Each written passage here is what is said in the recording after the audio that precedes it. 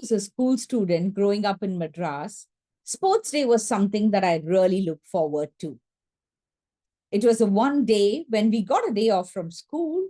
It was a one day where I could buy snacks and lunch at the stadium stalls. But it was also the one day my sister and I got an opportunity to take part in almost every track and field event that the school had to offer. It's not that we got a lot of practice for these field events beforehand.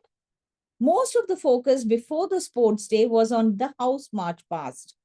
And we did end up taking part in a lot of the field events like short put, long jump, triple jump, with little or no practice at all because the school didn't have any of these facilities.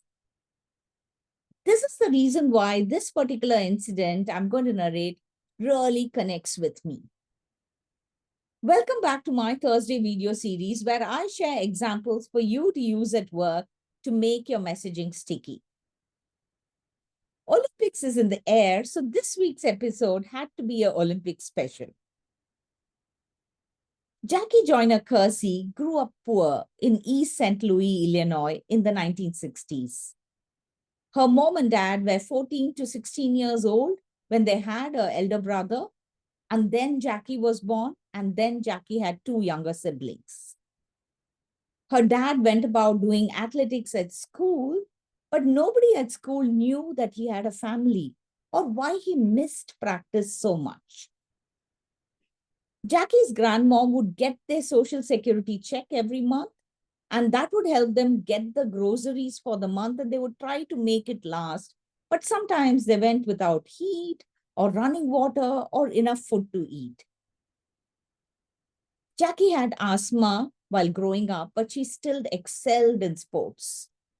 She would save her lunch money to pay for track meets, and later she made a pact with her brother that one day they would compete in Olympics together. Her school athletes coach had a makeshift long jump pit in his backyard. So one day, she says, as she was waiting for him to take her back home after a track meet, he goes into the house to get her some water. She was supposed to be sitting down, but she gets up. And she thinks, I want to try this makeshift long jump pit. I want to make a jump and I want to try it. And as she does the jump, the coach comes out and he could not believe how far she has jumped. And that was the beginning of Jackie getting into long jumping. Now, when she couldn't go into practice, she would convince her sisters to go with her, taking empty potato chip bags, and they would go to a park nearby where they had a sandbox, and they would dip the sand from the sandbox into the potato chip bags and bring them to their front yard so she could practice the landing of a long jump.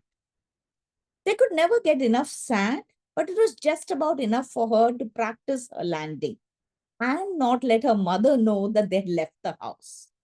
Her mother had left strict instructions that when she was at work, they had to stay at home and only play in the front yard. But because the park was less than 100 meters away, they would quickly go to the park, get the sand, and she would practice landing her long jump. She says, I just thank God I didn't break anything.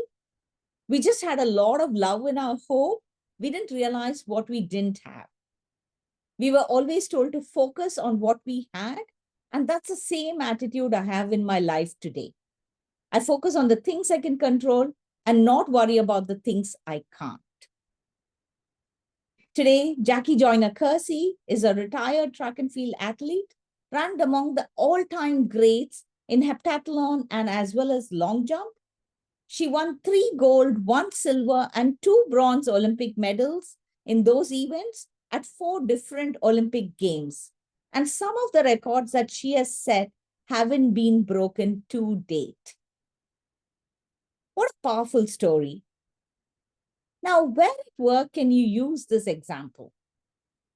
After the obvious inspiration part, this could be a great example to use when you're working with your teams and encouraging them to be creative about the use of existing resources to achieve the outcomes that you've set out. Where else do you think you could use this example and to make what point? Do share in the comments and let me know.